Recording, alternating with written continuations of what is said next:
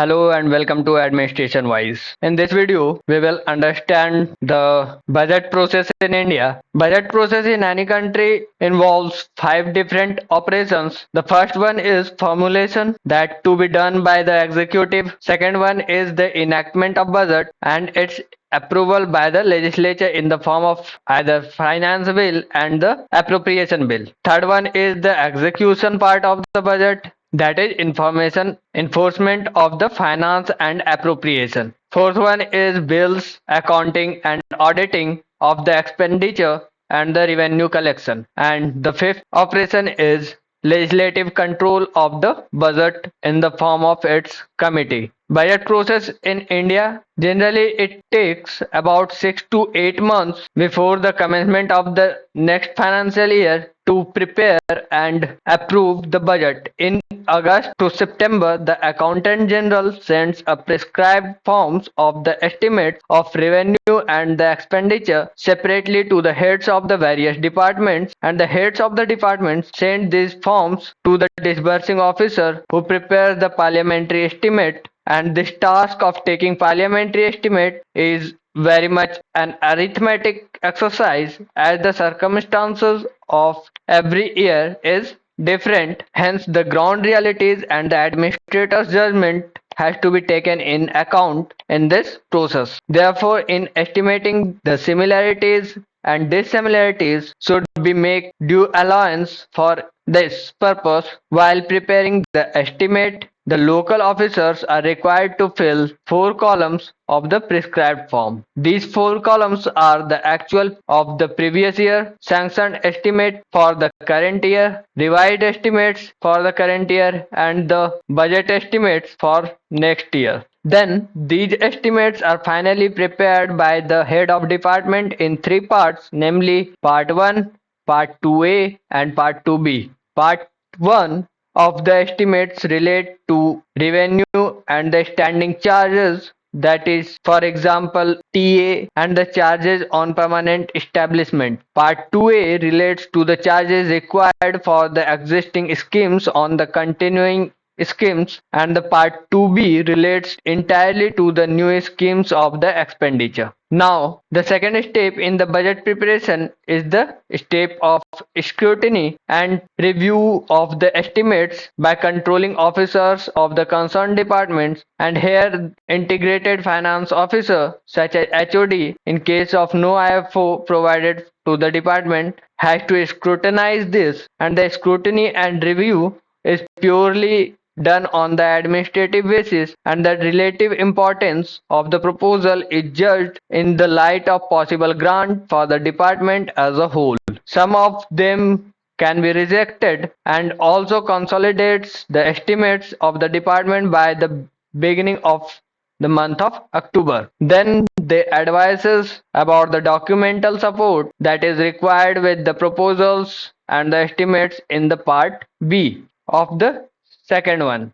that is Part 2B of the budget estimates, and Part 1 of the estimate is now submitted directly to the Accountant General, who then also adds the debt obligation deposit and the remittances expected in the next year, and consolidates it and send it to the finance department of the finance ministry, and the finance department scrutinizes then it as per the estimates from purely financial point of view, that is economy and availability of the funds, etc. Now Part 2A and Part 2B of the budget estimates are sent directly to the finance department through the concerned administrative departments. The scrutiny of estimates regarding the new scheme by the finance ministry is of very elaborate in nature, and the following question may be considered. These are: is the proposed expenditure are really necessary? If so, अगर जरूरी है भी, then how and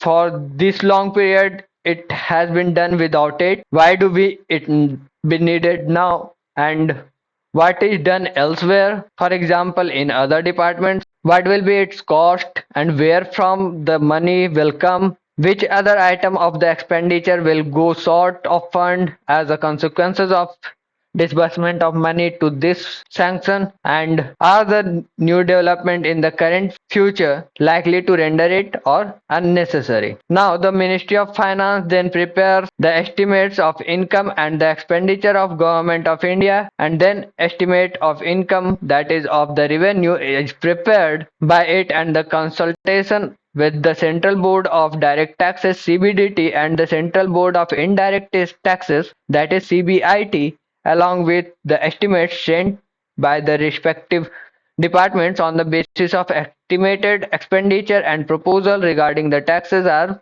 made in the budget. तो मोटा मोटी देखा जाए तो ये तीन डिस्टिंक्ट पार्ट में फ्रेशली रीअरेंज किया जाता है, where the first part of the proposed budget consist of the general economic survey, जिसमें कि रिव्यू किया जाता है पब्लिक एक्सपेंडिचर को of the current year and the previous year and the projection for the next year. In the second part, revenue at the current rates and the taxations were estimated.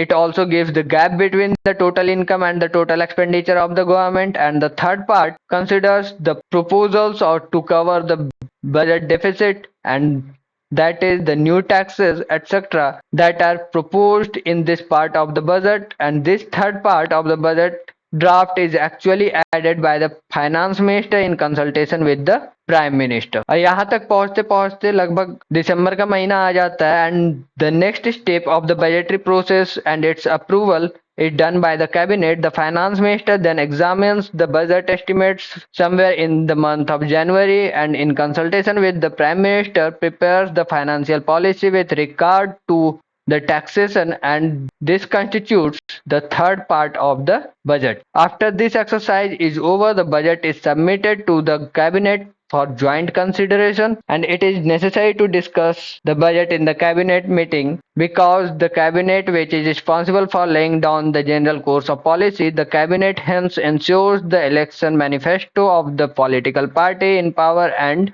the policies of the government are duly reflected in the budget, and the cabinet hence may recommend the adjustment of the finances and the taxation policies thereafter. And when the cabinet gives the approval to the budget then ready to being introduced in the parliament. Now what after the introduction and the passage of budget in the parliament? So after up to this stage, the approval of the budget was done by the various authorities from technical and the financial viewpoint. Policy approval of the budget was however only partially done at the time of its passage by the cabinet. Now onwards, the approval of the budget is done mainly from the viewpoint of the policy approval and political approval. The legislature can reject some of the policy and contain the budget as per its use. In this process, various cut motions were also passed, and later this will be mentioned in this discussion only. The previous of this constitution in this regard are given in the article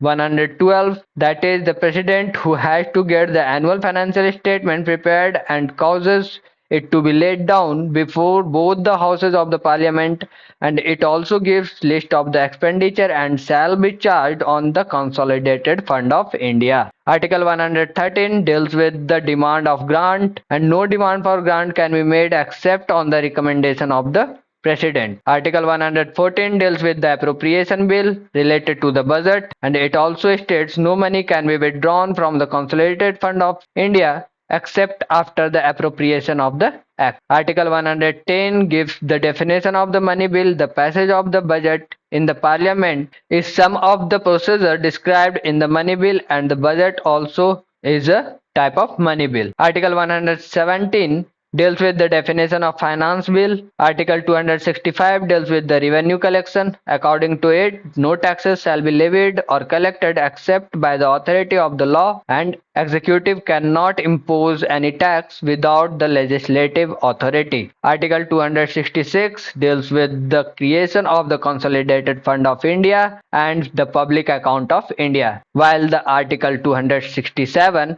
empowers the parliament and the legislature of the state to create a contingency fund of India and for the state as the case may be. Now the introduction and the passage of the budget by the parliament is the very important activity of the parliament, and hence one full session of the legislature is devoted for the activity of the passage of budget. Until then, no expenditure can be done out of the consolidated fund of India, and also no fresh tax can be levied. The budget in India is usually presented on the last working day in the month of February, and this offers to the House a period of one full month to debate, discuss, and pass the budget document. The presentation of the budget is preceded by the speech of Finance Minister, which gives the information relating to the general economic condition. The financial policy is to be followed by the government, and the explanation of for the difference between the budget estimates and the revised estimates of the current year, and the explanatory memoranda which explains the convention that will as some of the new schemes proposed in the budget, and there is convention that the large number of documents, reports, and surveys are also presented with the budget. And economic survey is one of the example of these documents. Budget estimate are now discussed in the parliament. This stage is called the general discussion of the budget, that involves the very general nature of discussion. Specific discussion on allocation of the demands for grant is not done in this stage. This stage only discusses the impact of budget on the economy and the society, and the number of days allocated for this is 4 days for the Lok Sabha and 3 days for the Rajya Sabha. और convenience के लिए इन सारे estimates को separate groups में बांटा जाता है in two parts: the expenditure that to be charged on the consolidated fund of India, and the expenditure that to be charged on the public account of India. In the next stage of the budget process, the debate and discussion on the demands of grants are to be done. For this, voting of demand is executed exclusively in the Lok Sabha, and the Rajya Sabha does not take part in this process, and the total number of days allotted for this process is 16 days, and the speaker in the consultation of the leader of house fixes a limit of discussion on the particular demands and on a group of demands for the entire expenditure part of the budget. And at this stage, a full discussion on demands and the grants take place, and the item department and agencies are considered separately. Usually the annual report of the department forms the basis of the discussion on the demands of grant, and the various cut motions are introduced by the members for the purpose of cut motion initiated in the discussion on the various heads of the expenditure, and this opportunity is used by the members generally to ventilate the grievances against the administration and particular demand and of the department of the government. And the various cut motion introduced in the legislature are: first one is token cut. When the head of the expenditure come up to the discussion, some member raises a token cut of 1 rupee or 100 rupees in the estimate. Policy cut is introduced by the member stating that he disagrees with the demand of and department that it should be reduced to rupees 1 or rupees 100, and the economic cut reduced a certain demand to a certain amount of money. After this process, the next stage in the process of budget is the passage of annual appropriation bill, and all demands voted by the legislature and the expenditures charged on the consolidated fund of India are put together and incorporated in a bill called the Annual Appropriation Bill.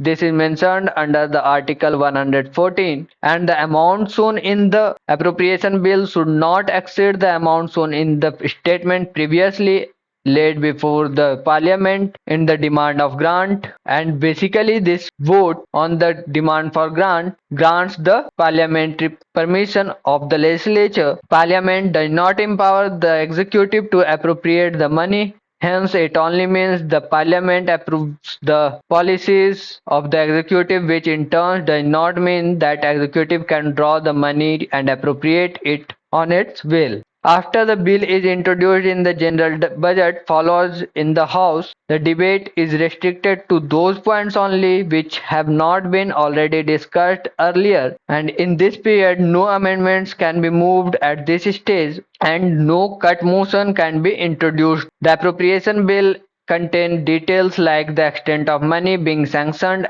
and the year for which it is to be sanctioned and the purpose for which it is sanctioned and the authority in whose favor it is being approved. Generally, the practice in the India is to present many appropriation bills as there are demands for grant. Hence there are 103 appropriation bill dealing with the civil expenditure, while the 6 bills are there dealing with the defense expenditure, and 100 total number is 109 appropriation bill in all, and the most of the time these all bills are passed in a single day. After being passed by the Lok Sabha, it is certified by the Speaker as a money bill and then sent to the Rajya Sabha. The Rajya Sabha has neither the power of amending it nor rejecting it, the appropriation bill, and it can only discuss and make recommendation within the time period of 14 days only to the Lok Sabha. The Lok Sabha may or may not accept it, and even if the Lok Sabha or the lower house rejects the suggestions made by the upper house, the bill will be considered to be passed by both the houses in the form in which it is passed by the lower house or Lok Sabha, and in the case the upper house does not make any recommendation within the specified period of time, that is 14 days, and remains silent, even then the bill will be deemed to be passed by the upper house, and the appropriation bill is now sent to the president for his assent, and it is just a formality because president cannot return a money bill for reconsideration, and the bill after the assent of the president is now considered as an act, and this discussion hence explains the whole budgetary process in our country. And by this we came to an end of this video. Thank you for your time.